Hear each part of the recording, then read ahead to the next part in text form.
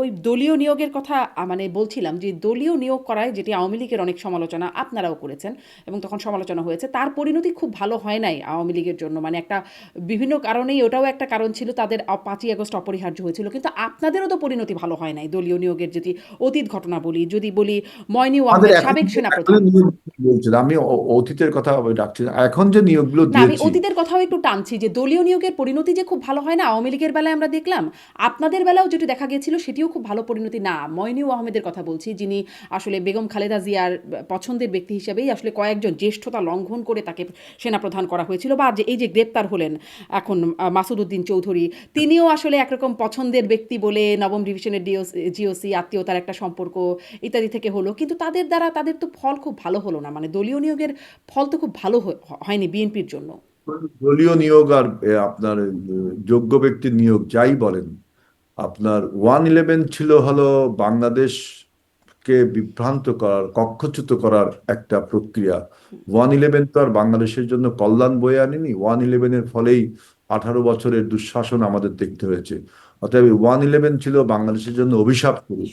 সুতরাং এই 111-এর যারা কারিগর, দেশি বিদেশি যারাই বলেন, যারা কারিগর, তারা এই সমস্ত কর্মকাণ্ড যে ঘটাতে বাংলাদেশের লোকজনকেই ব্যবহার করবে। সেখানে আপনি যাকেই নিয়োগ দিতেন, বুঝছেন, এই নিয়োগ প্রক্রিয়ার মাধ্যমে কিন্তু আপনি যে আপনার কর্মসূচি বাস্তবায়ন করতে পারেন তা কিন্তু ঠিক না। যখনই আপনার কোনো ষড়যন্ত্র পাকাপোক্ত হয়ে পরিণতি লাভ করে, তখন এই কে কাকে নিয়োগ করলো এটা আপনার প্রশ্ন হয়ে দাঁড়ায় না। তার মানে আসলে শাহাবুদ্দিন দলীয় নিয়োগ বা পছন্দের ব্যক্তি নিয়োগ করে যে খুব কাজে হয় তা তো না। আবার দক্ষ লোককে নিয়োগ করে যে খুব কাজের হয় তাও কিন্তু ঠিক না। শাহাবুদ্দিন অন্তত ওই সমালোচনাটা হয় না যে দলীয় নিয়োগ হয়েছে দক্ষ ব্যক্তি, মানে জ্যেষ্ঠতা অনুযায়ী বা নিয়ম অনুযায়ী গেছে। আমি এগুলোকে বলছি যে এন্টারিম পিরিয়ডের জন্য, যতদিন না নির্বাচনটা হচ্ছে।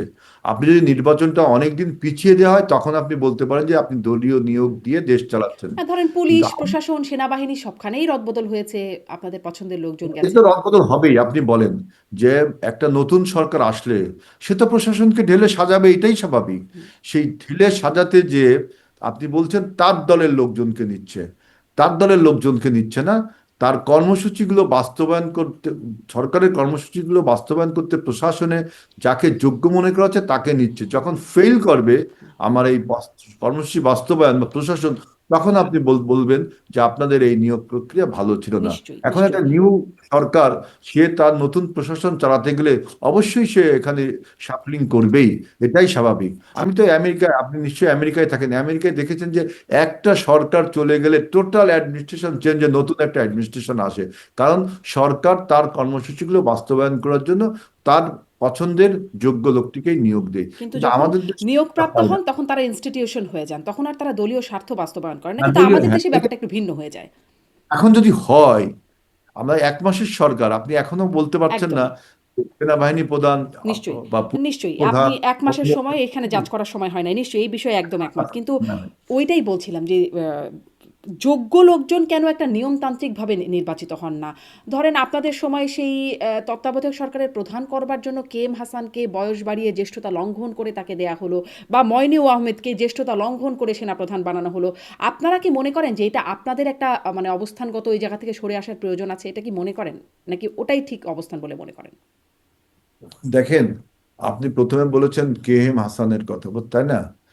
2 বছর আপনার তার ওই যে বয়স বাড়িয়ে দিয়ে আপনার একজন প্রধান বিচারপতি তত্ত্বাবধায়ক সরকারের প্রধান হবে, এটার থেকেই তো প্রবলেমটা শুরু হয়, তাই না? হুম, এখান থেকে তো প্রবলেমটা একদম। শুরু হয়।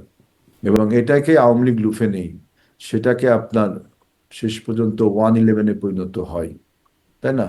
আর মইনু আহমেদের কথা যেটা বলছেন, যে জ্যেষ্ঠতা লঙ্ঘন করা হয়েছে কিনা ইতিহাসটা আমার আসলে জানা নেই। হুম। আমি তখন ছাত্র নেতা ছিলাম। আমি আহ, আমি তো এখন দেখছিলাম আরকি, বেশ কয়েকটা গণমাধ্যম, বিবিসি সহ বেশ কয়েকটা গণমাধ্যম খুলে দেখছিলাম যে জ্যেষ্ঠতা লঙ্ঘন করেই আসলে নেয়া হয়েছে। এমনকি দেখেন, সেনাবাহিনীর কর্মকর্তাদের সাথে কথা বলছিলাম। সেনাবাহিনীর হুম, কারণ আছে যেটা আমাদের সিভিল নিয়মের সাথে মানানসই না। যেমন ওদের একটা ব্যাচের উপরে একটা পর্যায়ে দেখলাম, একটা র্যাঙ্কের পরে যদি তিনি একটা প্রমোশন না পান, তাহলে অবসরে চলে যান, তাই না? খুব সময় ব্রিগেডিয়ার বা জেনারেল এখান থেকে হবে। হুম। ব্রিগেডিয়ারের পর উনি যদি মেজর জেনারেল, এখন তো ব্রিগেডিয়ার জেনারেল হয়েছে, না হতে পারেন পরপর 2বার, তখন তিনি অবসরে চলে যান। ওদের প্রমোশনটা হয় আপনার সে যে প্রমোশনটা পেলো কিনা তারপরে তার চাকরির উপর নির্ভর করে। সেনাবাহিনীর নিয়মটা আসলে সিভিল নিয়ম থেকে অনেক ব্যতিক্রম। সুতরাং তখন কিভাবে হয়েছেন উনি, নিশ্চয়ই কোনো আইন নীতি নিয়ম মানে করেই জ্যেষ্ঠতা হয়েছে। লঙ্ঘন, মানে সেই লাইনে যারা ছিলেন সেই লাইনটা লঙ্ঘন করে তাকে জ্যেষ্ঠ যে ব্যক্তি তিনি যদি প্রমোশন পাওয়ার যোগ্য না হন, সেনাবাহিনীতে কিন্তু এটা আছে, হুম, জ্যেষ্ঠ যে ব্যক্তি তিনি প্রমোশন পাওয়ার যোগ্য না। হয়তো আপনি বলছেন প্রমোশন পাওয়ার যোগ্য, আমি বলছি প্রমোশন পাওয়ার যোগ্য না। একটা বোর্ড বসে প্রমোশনের জন্য, সেই জ্যেষ্ঠ ব্যক্তিকে প্রমোশন দেওয়া হয়নি বিধায় তৃতীয় নম্বর বা দ্বিতীয় হুম। নম্বর যিনি ছিলেন তিনি প্রমোশনটা পেয়ে গেছেন, এবং তখন তার চাকরি আর থাকে না। এটা সেনাবাহিনীর নিয়ম, আমি যতদূর জানি সিভিল ল মতো না এটা। এটা কি একটু বলবেন? মানে মানে আপনাদের কি মনে হয় ১/১১ নিয়ে এত আলোচনা। ১/১১-তে বিশেষ করে বর্তমান প্রধানমন্ত্রী তারেক রহমান এবং তার ভাইয়ের উপর যে নির্যাতনটা হলো, মানে আপনাদেরই তো সেই সময় এই লোকগুলো তো মোটামুটি পছন্দের লোক ছিল, বা যদি বলি এই যে যাকে এখন গ্রেপ্তার করা হলো মাসুদউদ্দিন চৌধুরী, তিনি সম্পর্কে মামা হন তারেক রহমানের। তিনি কেন মানে এই নির্যাতনের কলকাঠিটা নাড়লেন? কেন এই নির্যাতন করলেন? তিনি সম্পর্কে মামা হন এই তথ্যটা আপনার কাছে সঠিক না। তিনি সাইদ ইস্কান্দারের ভাইরা ভাই, খালেদা জিয়ার তাহলে আপন মামা, ভাই সাইদ ইস্কান্দার। তাহলে মামা হয়। মামা না? আপনার এই এই এই এই এই সম্পর্ক যেহেতু আপনিও আমার আত্মীয় হন, বা আপনি যে কোনো লোকের সাথে, যে মুসলমান মাতৃ ভাই ভাই, এই ইকুয়েশনে সবাই আমরা আত্মীয় স্বজন না, কিন্তু ভাই এটা তো ভাই, একটা তাই না? সম্পর্ক তো হয়, তাই না? যে এখন আমার মামার ভাইরা ভাই, তিনিও আমার মামা, এই এই এইটা তো আপনি প্রচলিত অর্থে বলতে পারেন কিছু, কিন্তু তাৎপর্যপূর্ণ ভাবে কি ঠিক মামা হবেন কেন? হ্যাঁ, মামার ভাইরা ভাই, মানে বোঝেন কত দূরে রাখ। এখন এইগুলোকে আপনি এইভাবে আপনি ইকুয়েশন করলে সবাই সবার আত্মীয় স্বজন হয়ে যাবে। ওই যে বললাম ইখওয়ানে মুসলিম, হুম, হুম, ব্রাদার মিল্লাত, আমরা সবাই মুসলমানরা সবাই ভাই ভাই, হুম। কিন্তু এটা আদরের মামা বংশধর, ভাগ্নে। আপনার বংশধর।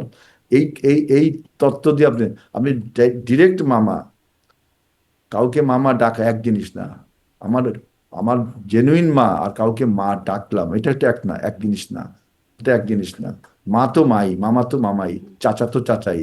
এখন চাচার অমুক তমুকের তমুক, তিনিও আমার চাচা, এইভাবে অঙ্ক কষে বললে তো আপনার আত্মীয়তার বন্ধন আপনি, তাহলে সারা বাংলাদেশের মানুষ সবাই সবার আত্মীয়।